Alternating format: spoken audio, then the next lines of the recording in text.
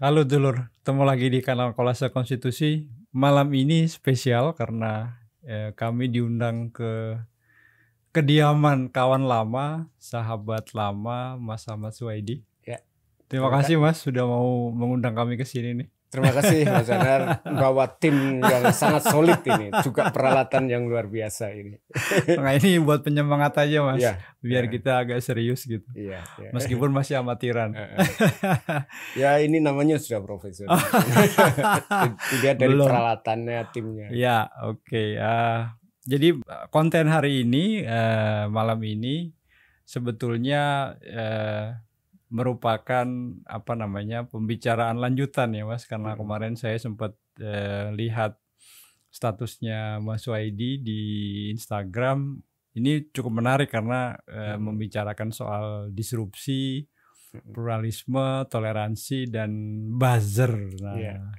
Nah ini ceritanya gimana Mas sampai status itu naik ke sosial media Mas? Iya, status itu bunyinya kira-kira manipulasi dan disinformasi itu sudah menjadi tren demokrasi global. Iya, dan buzzer itu sebagai ujung tombak, sedangkan kreator dan reproduksinya itu oleh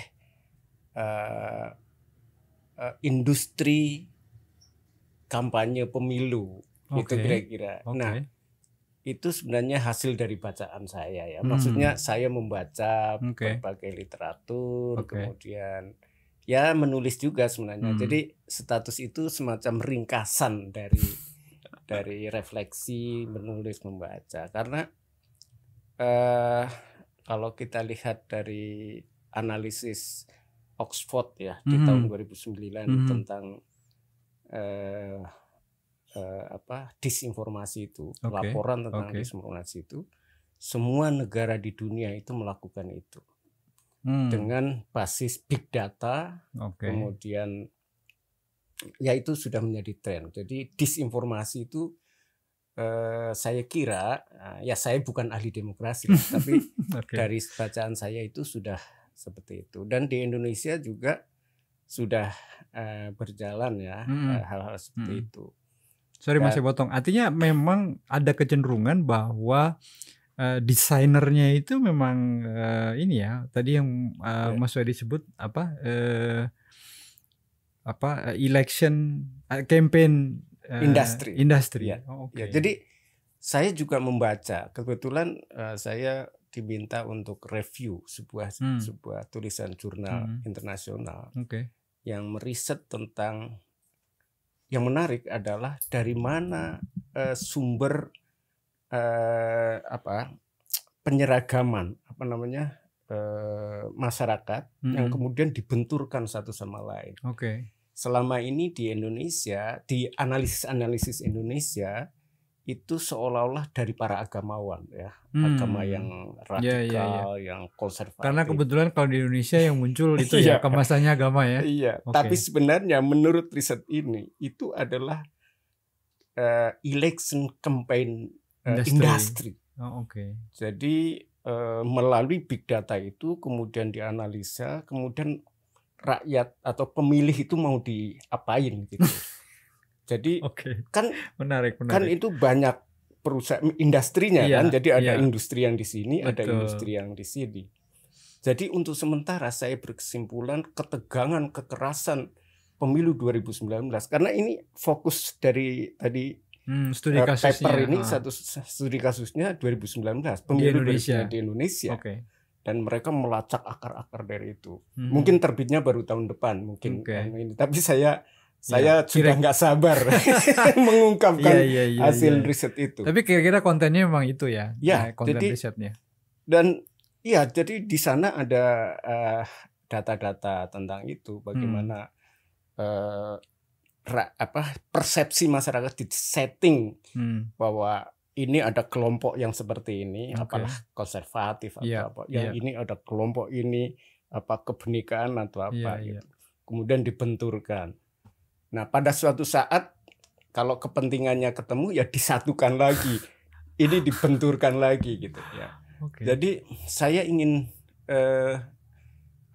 kita menyadari bahwa sebenarnya faktor agama itu tidak terlalu penting dalam hal seperti ini. Artinya sebetulnya berdasarkan kajian tadi, tokoh agama bukan garda depan, bukan kreatornya, bukan kreator, tapi mereka alat kalau saya bilang. Jadi baik yang bagian dari desain, desain, baik yang kanan maupun yang kiri, yang terbuka maupun tertutup, yang pro dan yang kontra.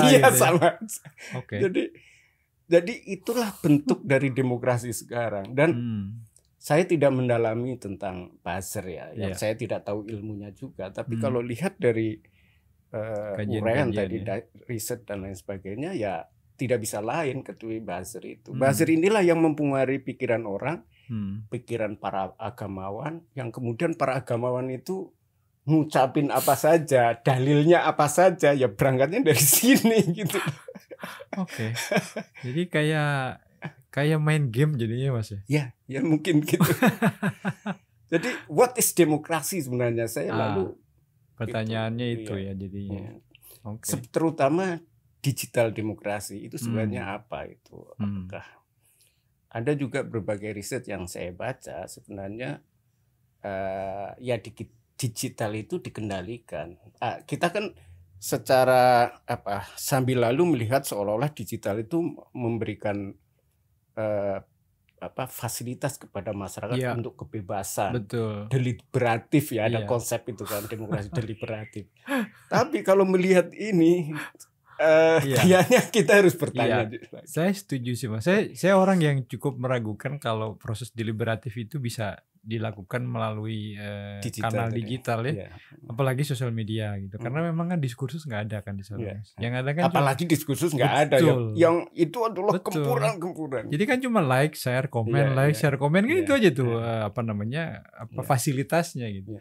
Sehingga kalau kemudian tadi Mas Waidi mengatakan bahwa masyarakat digiring untuk masuk dalam satu kategori kelompok, lalu kemudian dibenturkan atas kepentingan tertentu, lalu kemudian disatukan jika ada kepentingan lain, itu memang dan kita melihat itu memang di pemilu 2019 meskipun beberapa daerah pilkada juga sudah mulai mencuat kan kemarin begitu. Wow. Dan celakanya banyak yang juga belum sadar ya bahwa sebetulnya ini bagian dari grand setting ya yang mempermainkan sentimen-sentimen kelompok masyarakat. Dan ini saya kira sudah global ya di mana-mana, termasuk di Amerika kan. Pemilu Trump yang pertama itu kan sudah jelas. Betul. Kalau ada sebuah artikel yang melacak mulai dari minum teh itu ya. Ingat kan sebelum Trump itu bagaimana cara mengkritisi Obama dan membangun sentimen rasis dan lain sebagainya gitu. Dan itu di belakangnya itu semua ada digital. Artinya gini Mas, saya cukup penasaran apakah memang satu kultur masyarakat yang sudah terbangun lama itu kan, kalau tadi Mas Wedi mengatakan ini sebenarnya fenomena global gitu. Artinya kalau saya berasumsi bahwa kultur masyarakat di beberapa negara yang sudah cukup matang gitu, demokrasinya sudah cukup dewasa, artinya kayak kesapu aja gitu dalam waktu sekejap dengan model digital demokrasi gini. Iya nggak sih Mas? Iya, jadi selama ini kita kan beranggapan ya bahwa Amerika itu sudah sesuatu yang sempurna dalam tanda rujukan semuanya itu. Tahu-tahu baik gitu kan. Tetapi saya melihat sebenarnya ada split ya di dalam masyarakat. Masyarakat kita juga. Jadi ada kultur yang lama, yang toleran, yang akomodatif, yang gitu. Itu masih ada di otak, tapi di otak sini itu terbangun satu tadi itu polarisasi yang jadi antara apa yang mengendap di dalam psikologi itu berbeda dengan apa yang diucapkan. Kan ada orang yang sehari-hari baik, sehari-hari ngaji, tapi ketika di sosial media itu galaknya bukan main. Iya kan? Betul. Jadi makanya saya ingin mengetuk lah ya kita semua bahwa sebenarnya agama itu bukan sesuatu yang kunci dalam proses ke depan gitu. Jadi kalau kita sekarang terlalu fokus pada agama, baik agama sebagai faktor positif maupun sebagai faktor negatif. Kita akan kehilangan banyak hal di sini. Ada industri, ada industri yang mengacak-acak dan di sana. itu global ya. Global. Ya, itu. Yang itu sulit kita bayangkan ya. Maksudnya bisa jadi industri itu terhubung antar satu negara ke negara yang lain sebagai sebuah katakanlah negara itu menjadi unit implementasi strategi itu dan bisa jadi beroperasi entah di mana kan Mas, karena dunia ini sudah terhubung gitu. Sementara kita asik dengan bukan diskursus ya, perdebatan-perdebatan yang levelnya ya bisa dibilang eceh-eceh, artifisial. Iya, artifisial gitu. Juga orang yang melihat seolah-olah serius bahwa itu agama seperti ini itu kadang-kadang saya bukan menolak agama, justru kita harus mengkritisi situasi ini bahwa ada sesuatu yang lebih besar daripada yang kita seriusi. Iya, artinya kan kalau dalam konteks itu mestinya kan nilai-nilai agama itu menjadi counterculture ya. Iya, seharusnya. Bukan larut dalam desain besar ini kan. Seolah kita memilih seseorang sebagai katakanlah bupati, gubernur, presiden itu ini urusan surga dan neraka ini. Jadi ada dalam analisis tadi itu ada yang disebut dengan homogeneity. Jadi industri itu membangun satu hegemoni. Bahkan Indonesia itu ada sekitar 70% generasi muda yang X dan Z, Z dan Y itu. Itu. Jadi sekarang ini justru oleh industri ini mereka lah yang digarap gitu. Jadi generasi yang penduduk Indonesia yang 70% itu digarap secara serius oleh mereka untuk dibangun homogeneity, baik untuk dibenturkan antara satu. Jadi homogeneity itu bukan untuk satu, tapi homogeneity nanti dibentur-benturkan lalu disatukan, benturkan lagi, tergantung settingnya. Iya betul, tergantung agendanya gitu. Nah kalau ini saya jadi ingat Mas, karena saya belajar komunikasi sebetulnya kalau penyeragaman itu sudah mulai nampak bahkan sejak era broadcast televisi melalui iklan waktu itu. Jadi selera, cara berpakaian, tren rambut, fashion, orientasi nilai itu kan kemudian memang diarahkan pada satu nilai-nilai, norma-norma, tren-tren yang memang dianggap lagi hits gitu.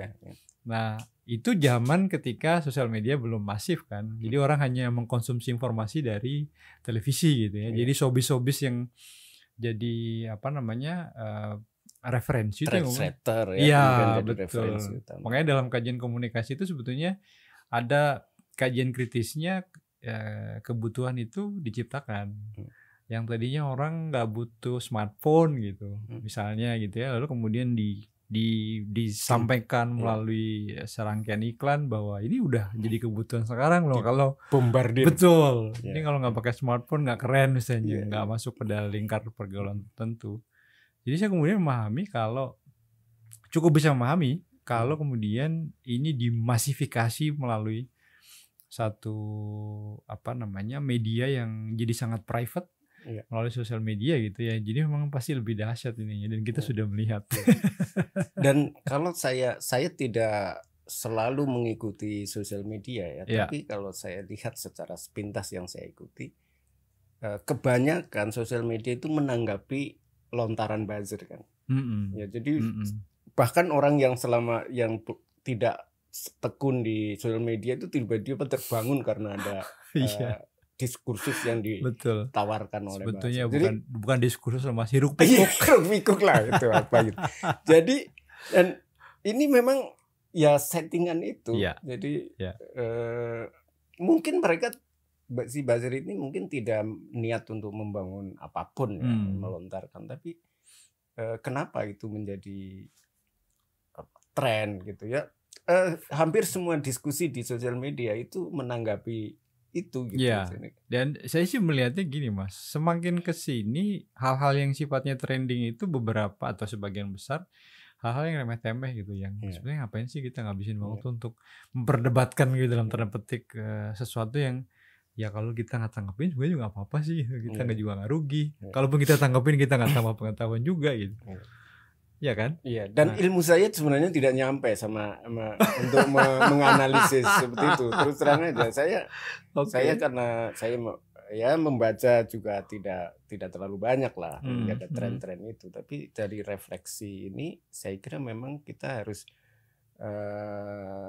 membangun perspektif yang tidak hanya apa yang dilihat secara kasat mata, tapi apa di belakang itu.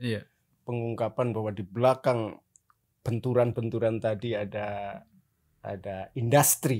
Jadi mungkin itu bisa disebut industri benturan atau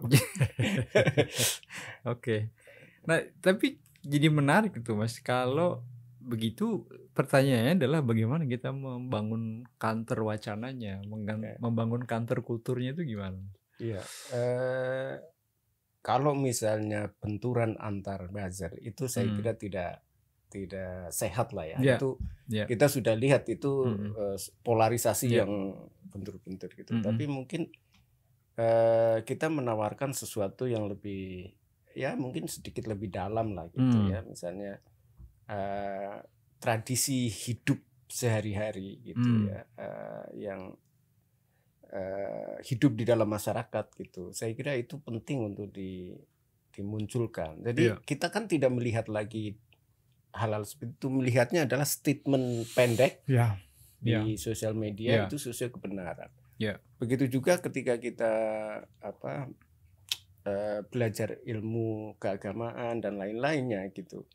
Jadi seolah-olah kalau ini di dalam agama ya, seolah-olah sebuah ayat atau sebuah hadis itu sebuah kebenaran satu-satunya.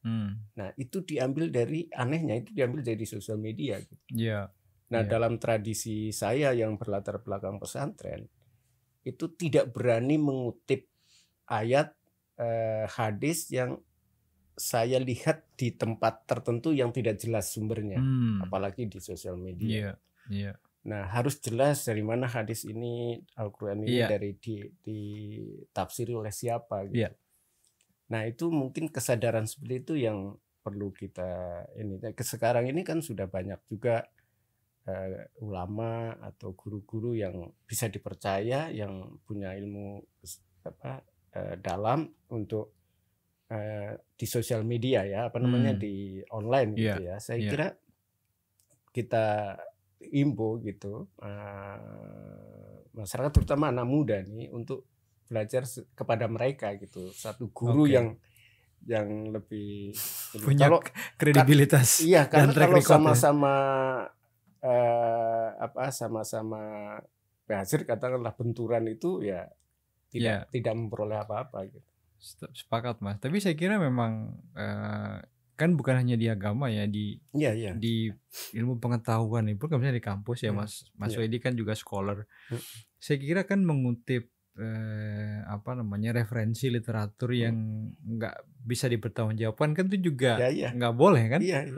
Ya ketika nulis jurnal itu kan syarat-syarat mengutip literaturnya cukup ketat gitu ya. Jadi memang itu adalah metodologi yang memang sudah berlaku gitu. Artinya ketika kita mau belajar ilmu apapun ya memang harus ikut pada metodologi yang cukup ketat gitu, sehingga apa yang kita lihat, apa yang kita dengar, apa yang kita serap itu memang sesuatu yang validitasnya katakanlah bisa dipertanggungjawabkan gitu. Nah tapi celakanya kan ini membutuhkan tingkat literasi nih Mas. Gini Mas, tadi saya bilang split gitu ya. Itu sebenarnya bukan hanya masyarakat awam Mas. Ada beberapa cerita dari grup kampus yang isinya profesor, doktor itu terjadi juga. Jadi bahkan intelektual yang paling tinggi. Jadi ketika dia bicara ilmu gitu. Begitu masalah sentimen pilihan politik, kelompok, pilihan politik, pilihan lain-lain itu sudah jadi orang yang berbeda. Iya, jadi orang yang berbeda. Jadi ada tadi itu penyeragaman tadi itu. Oke. Jadi tadi sebelum ini Anda cerita yang di Amerika. Iya, gitu. betul. Trump apa namanya? Trumpman. True believer. True believer. Ya. Trump apa istilahnya apa itu? Orang yang Trump minded lah. Iya, menganggap Trump itu benar, menganggap Trump itu nggak bisa disalahkan, nggak boleh disalahkan. Dan saya kaget juga sih Mas. Ini kan ngobrol via Skype dan memang obrolan ringan sebelum diskusi mulai kan. Saya cuma nanya gimana kondisi pendukung Trump kok sampai demo gedung pemerintahan yang paling sakral gitu. Dan itu kan juga tren yang bukan tren sih, tapi kejadian yang belum pernah sebelumnya terjadi kalau saya nggak salah ya di politik Amerika gitu. Beliau bilang bahwa iya, ini saya juga bingung, saya mulai kesulitan diskusi terbuka dengan teman-teman saya, bahkan yang levelnya itu profesor doktor gitu, yang doktor yang memang track recordnya di kampus di dunia scholar di ilmu pengetahuan itu sebenarnya sudah cukup lama gitu dan punya kredibilitas gitu. Tapi kalau dulu gerakan-gerakan seperti itu dalam sejarah Amerika saya kira gerakan yang anti atau counter terhadap civil war ya. Jadi ada kemanusiaannya di situ. Kalau ini justru sebaliknya kan. Iya benar. Jadi emang lebih cetek ya.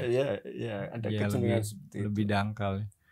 Oke, nah kalau balik lagi ke ini nih Mas, tadi kalau soal counter wacana kan artinya kita memperbanyak relasi fisik ya, menghidupkan kembali tradisi lama kita gitu. Nah tapi dari mana mulainya Mas? Maksudnya gini, ini kan kalau kita ngomong, kalau generasi saya, generasi Mas Suhaidi itu mungkin masih kebayang ya, kalau online meeting itu kan ya kita punya level tertentu sampai ke kayaknya bosan ya online meeting. Kita harus kayaknya sekali-sekali fisik deh gitu supaya. Kalau yang native, generasi digital native itu kan memang sejak lahir sampai hari ini kan memang kebiasaannya relasi. Dan mereka keluar rumah ke kafe, ke taman itu untuk digital kan. Jadi bukan untuk ketemu orang ya. Nah itu yang saya tidak tahu jawabannya gitu. Tapi saya kira kalau misalnya pemerintah punya perencanaan yang ini, mungkin taman-taman yang itu penting sekali ya. Iya. Tempat interaksi ya. Tempat interaksi ya. Mungkin tidak semua menggunakan ya, tapi orang dipaksa untuk. Ya paling tidak ada fasilitas lah di mana orang bisa ketemu, bisa ngobrol. Tentu di situ ada aturan tentang COVID ya kalau sekarang. Tapi protokol kesehatan. Saya kira pemerintah perlu ya membangun secara sengaja semua kota diubah orientasinya dari bangunan ke atas ke ada taman-taman. Mungkin di atas gedung ada taman untuk publik gitu kan. Jadi bahkan mungkin juga desain perkantoran ya Mas yang yang ngasih space untuk orang berkumpul, untuk ngobrol gitu ya. Ini gitu. Sekarang ada kantor-kantor cenderung punya kafe ya, tapi selalu sempit itu ya, hanya orang-orang tertentu. Tapi mungkin bukan tidak mungkin ya sebuah gedung perkantoran lalu membuat space sosial gitu yang orang bisa bertemu santai gitu. Secara fisik mungkin seperti itu ya, dan memang tidak mudah juga ya mengembalikan, karena kalau orang kampus yang notabene adalah kelas intelektual dan sudah terkena tadi itu penyeragaman, pengelompokan kayak gitu, itu kan agak susah. Artinya asumsinya kan itu intelektual, dia yang orang yang tercerahkan gitu, yang berani berpikir merdeka gitu kan Mas. Itu tiba-tiba kok kita lihat perilakunya di dalam katakanlah kontestasi politik itu menjadi orang lain gitu. Saya mungkin melihat itu sudah cukup lama Mas, tapi di jalan. Karena saya kan lama pengguna motor ya. Saya melihat ada kecenderungan orang itu kalau turun dari motor itu Dan ketika naik motor itu dua orang yang berbeda. Iya. Ya itu sama ya. Ketika orang bergaul hidup sendiri dengan ketika di sosial media gitu ya. Betul. Ya, perilakunya. Betul. Bisa jadi sangat berbeda gitu. Di atas motor tuh orang bisa, atau mungkin juga di mobil ya. Bisa jadi sangat beringas gitu. Panas begitu sampai kantor, masuk musola, sholat gitu kan. Jadi udah beda sama sekali gitu ya. Gitu. Atau itu nggak tahu, apakah itu juga kita bias perkotaan juga kita tahu. Tapi kalau di apa namanya yang di daerah apa namanya agak pedesaan gitu, jauh dari pola relasi perkotaan, saya nggak tahu apakah memang juga terjadi seperti itu, Mas. Ya, nah ini Mas, kita lanjutin lagi. Jadi kalau tadi Mas Waidi mengatakan bahwa di kelompok intelektual sekalipun sudah terjadi split gitu ya, tradisi intelektualnya terjaga di satu sisi, tapi begitu masuk ke preferensi politik lalu kemudian seolah-olah berubah menjadi orang lain gitu ya, masuk ke dalam satu strategi penyeragaman. Kalau di kelompok masyarakat sipilnya gimana, Mas? Apakah juga mengalami gejala yang sama gitu? Atau ya, saya sebenarnya riset ya. Pertanyaan saya adalah kenapa di Indonesia tidak terbangun civil society yang kuat? Dan mengapa partai selalu gagal membangun, katakanlah membangun demokrasi, balances ya. Kalau demokrasi kan kuncinya di situ. Jadi bukan berarti ideal berubah itu enggak, tapi balancing antara government dan partai yang menampung aspirasi civil society. Makanya disebut sebagai pilar kan partai. Jadi saya kira memang kita kehilangan apa yang saya sebut sebagai basis genuine civil society. Ya. Kalau menurut saya nih ya, kalau di Eropa, Amerika dan negara-negara maju itu civil society itu secara historis genuine terbangun dari masyarakat tradisional, kemudian maju-maju. Kalau di Amerika itu kan terbangun dari gereja bahkan. Secara historis kalau kita baca buku Demokrasi in Amerika itu. Artinya menurut Mas Waidi ini memang rentetan proses yang berkesinambungan panjang, gitu. Iya. Jadi ada keterpotongan dari basis genuine di Indonesia. Ya, di Indonesia ini, di Nusantara ini.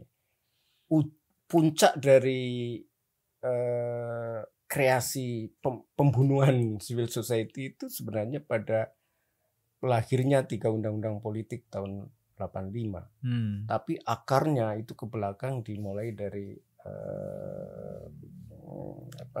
kolonial, masa penjajahan, khususnya mulai Daendels ya. Daendels.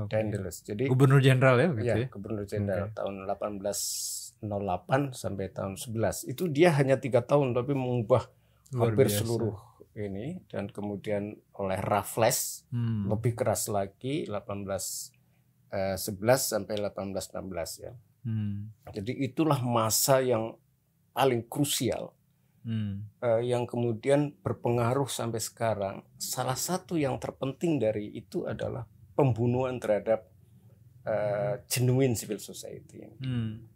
Jadi kalau saya boleh cerita agak panjang ya. Jadi dalam tradisi keraton sebelumnya itu antara raja dan ulama, terutama tarekat itu hubungannya apa namanya ya? Simbiosis mutualisme. Simbiosis mutualisme kadang-kadang tegang gitu, tapi intinya adalah bahwa ulama itu penasehat bukan hanya spiritual tapi sosial juga. Jadi ulama itu adalah pembawa aspirasi rakyat. Jadi artinya mekanisme balancingnya diwakili oleh ulama. Ya, civil society kan mediating institution ya secara modern. Nah, ulama pada waktu itu mediating institution untuk antara rakyat dan raja. Dan kebanyakan raja itu adalah pengikut tarekat, di mana ulama itu adalah pemimpinnya gitu. Jadi dalam hal agama mereka ini, tapi dalam pemerintahan ya raja punya otoritas tersendiri yang secara kewibawaan harus mendengarkan. Berbeda sekali dengan Amerika di Eropa sebelum revolusi Prancis itu kan agama institusi sendiri, raja institusi, tapi berkolaborasi untuk menindas rakyat. Itu berbeda sekali. Karena itu revolusi Prancis itu adalah untuk menghalau, membuang ini ya institusi gereja agar tidak berpolitik. Gitu. Oke. Makanya kita kenal sebagai satu diskursus pemisahan sekularisme, negara dan gereja. Nah,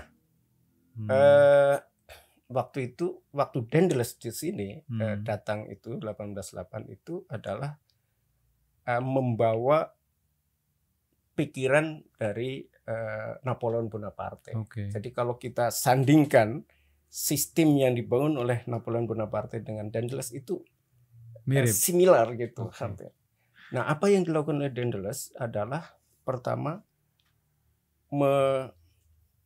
memotong kekuasaan raja.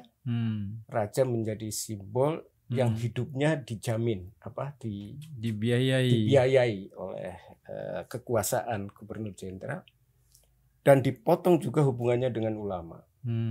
Jadi ini sudah nggak ada kaitan. Nah, juga di pemerintahan yang paling tinggi di bawah gubernur jenderal itu residen ya. Dan wakilnya itu diganti dengan orang Belanda asli. Hanya bupati ke bawah itu adalah pribumi. Nah, jadi struktur kekuasaan ini sudah tidak ada hubungannya dengan raja.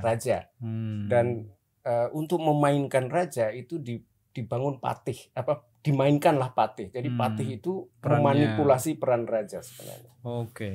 Nah, dari situlah sebenarnya kemudian terjadi counter yang antara lain dipelopori oleh Diponegoro.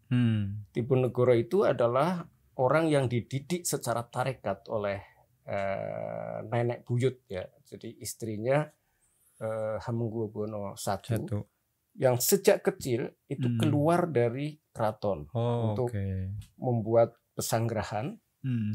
Nah, neneknya itu meninggal ketika Diponegoro usia kira-kira 17 tahun. Nah, tetapi Diponegoro nggak kembali ke keraton, justru membangun semacam aliansi atau apalah gitu ya. Di situ ada budayawan, ada ulama, ada tarekat. Nah, disitulah Kawah Condro Drimuko kesadaran akan penindasan, kemudian penyalahgunaan keraton dan lain sebagainya ya, demoralisasi keraton, sehingga kemudian terjadi pemberontakan itu dan terjadi perang gitu ya. Nah, setelah tertangkap Diponegoro itu sebenarnya semua infrastruktur sosial civil society dalam tanda petik itu dihabisi semua. Nah, jadi praktis sampai ya boleh dikatakan sampai sekarang saya kira. Jadi tidak ada lagi mediating institution yang cukup berwibawa itu. Tapi kalau ini Mas, gimana Mas Waidi melihat tumbuhnya kelas terdidik pasca politik etik ya? Politik etik, dan kemudian kita lihat ada politik etis, sampai kemudian kita lihat momentumnya di Sumpah Pemuda itu kan sebetulnya cukup luar biasa ya. Jadi ketika politik etis itu diperkenalkan, para ulama yang tadinya mediating institution tadi itu masih di pinggiran, masih diawasi, masih. Jadi yang ikut termobilisasi melalui politik etis itu adalah para anak-anak itu ya, bangsawan, kemudian karyawan itu kan. Itu kalau sekarang negatif, kalau dulu itu satu yang ini.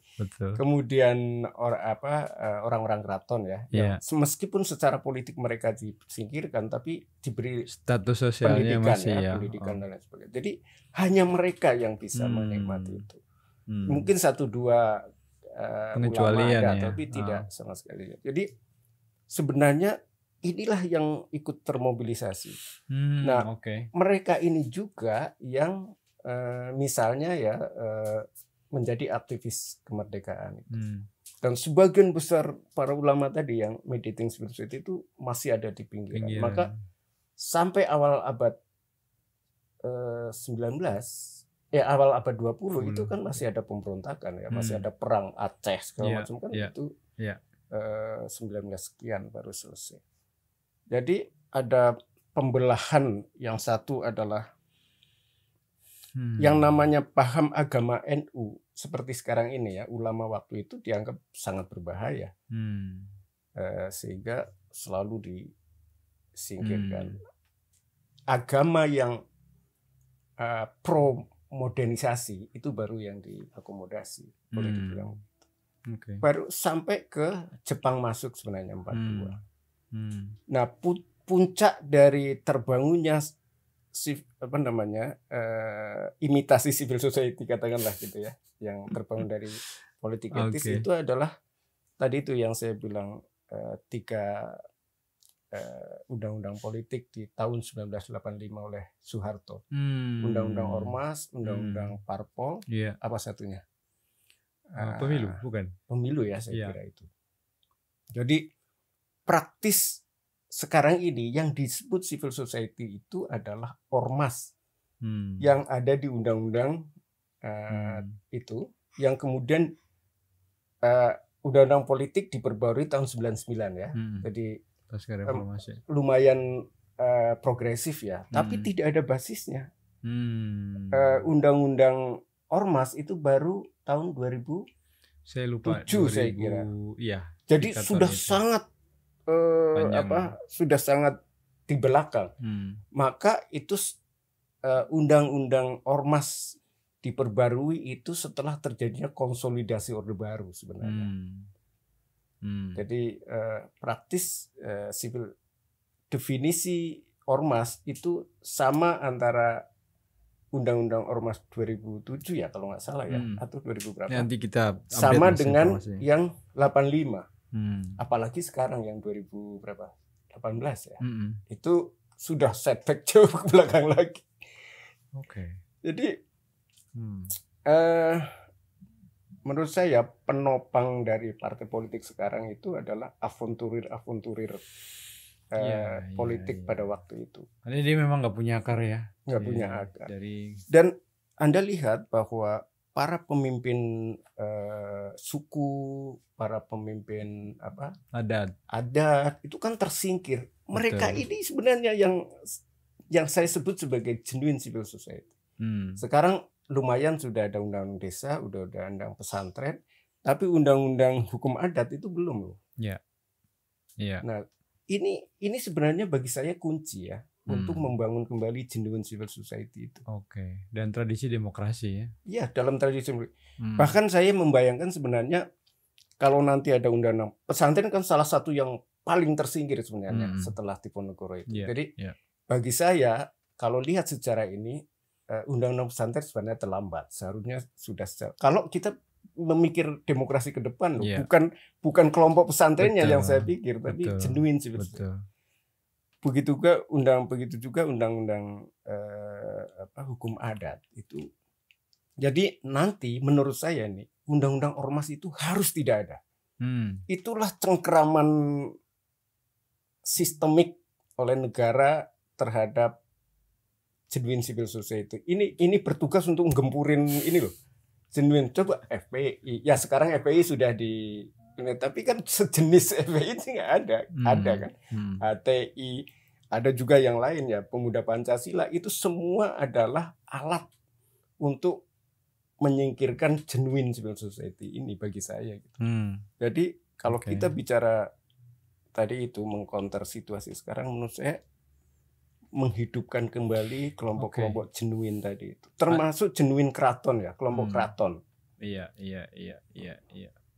Sepakat sih Mas. Dan ini memang agendanya agenda panjang ya. Dan harus di-setup dengan sebuah kesadaran. Tapi harus ada keberpihakan dari pemerintah menurut saya. Memang didesain bahwa undang-undang pesantren, undang-undang hukum adat, undang-undang desa, undang-undang apalagi gitu ya, undang-undang kebudayaan, ya itu satu lagi ya, undang-undang pemajuan kebudayaan itu juga sangat penting. Jadi komunitas keraton menurut saya harus menjadi salah satu elemen civil society yang penting ke depan. Setuju saya. Apalagi kan memang awal kemerdekaan bagaimanapun juga terjadi semacam dialog lah kan. Iya. Existing sistem pemerintahan sudah ada sebelum kemerdekaan kan bagaimana juga keraton kan, kerajaan-kerajaan Nusantara, lalu kemudian Indonesia merdeka. Nah ini yang gimana nih cara shiftingnya kan, memang ada dialog kan. Saya sebenarnya membayangkan ke depan, misalnya Samin, kemudian Sunda Wiwitan, itu menjadi pemimpin Partai Golkar atau atau PDIP atau apapun di daerahnya gitu. Atau asimetris Mas, kita dorong asimetris. Jadi kayak suku aborigin di jadi Australia. Pemerintah perlu memperkuat mereka sebagai pemimpin sosial politik, bukan hanya pemimpin adat. Gitu. Oke.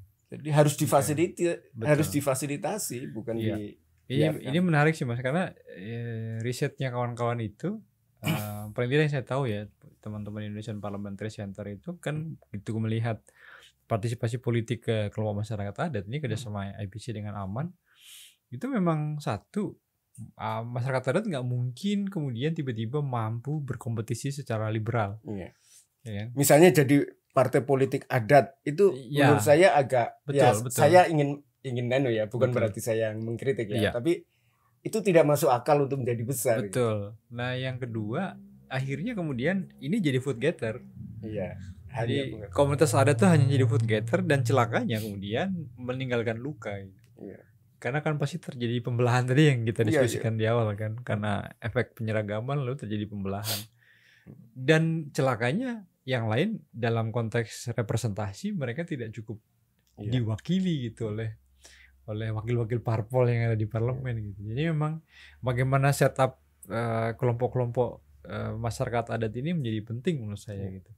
Yang perlu kita diskusikan agar desain keterwakilan, desain demokrasi kita itu memang sesuai dengan akar kultur kita kan yang sudah panjang. Sekarang kan sudah terbangun kultur dan politik di mana orang Samin itu pasti tidak bisa kerja aja nggak bisa apalagi jadi pemimpin partai jadi itu kan jadi itu yang harus dibelah, harus ini satu-satu gitu. Jadi harus masuk ke lapangan lalu ini gitu. Kalau enggak sangat susah sekali, seperti perempuan itu kan keterwakilan perempuan keterwakilan perempuan sampai ada jatah afirmasi jatah 30% kan seperti itu. Kalau di Pati misalnya sebuah partai harus merekrut ada calon minimal satu Samin misalnya, itu pasti akan terjadi mobilisasi dan itu sehat-sehat saja, nggak ada yang keganggu gitu. Betul, saya setuju sih Mas. Di Kuningan ada harus ada afirmasi terhadap Sunda Wiwitan misalnya. Ya itu satu yang. Halo Oki Satrio, kami membicarakan Anda. Oke, menarik Mas. Dan juga di tempat lain ya. Iya di semua hal. Jadi di mana ada minoritas yang teridentifikasi harus diberi seperti itu dalam lokalnya sendiri, tidak perlu nasional nggak masuk akal. Misalnya Samin harus diwakili nasional itu nggak masuk akal. Tapi di daerah mereka itu masuk akal harus. Artinya memang cermin representasi itu harus terlihat dari mulai dari bawah. Dia memang cermin dari potret kelompok-kelompok masyarakat yang ada di situ ya. Jadi apa arti digital terhadap deliberatif kalau mereka tidak bisa diangkat melalui jalan digital kan percuma gitu. Mana ada demokrasinya gitu. Artinya esensi semangatnya yang dia lebih egaliter, lebih terbuka, lebih partisipatif itu kan kemudian malah nggak terjadi. Kalau perlu saya kira mungkin memang harus ada undang-undang ya. Artinya seperti itu harus masuk undang-undang gitu. Nggak bisa gitu dibiarkan suruh hidup, saya itu hampir mustahil. Sip Mas. Ini masih banyak hal yang perlu kita dalami Mas, tapi mungkin kita bisa sambung di seri-seri ngobrol selanjutnya ya. Jadi sekali lagi terima kasih. Terima kasih. Saya senang sekali. Sebenarnya itu hasil dari kontak-kontakan. Masih banyak topik yang siap. Nanti kita lanjutin lagi Mas ya. Makasih Mas.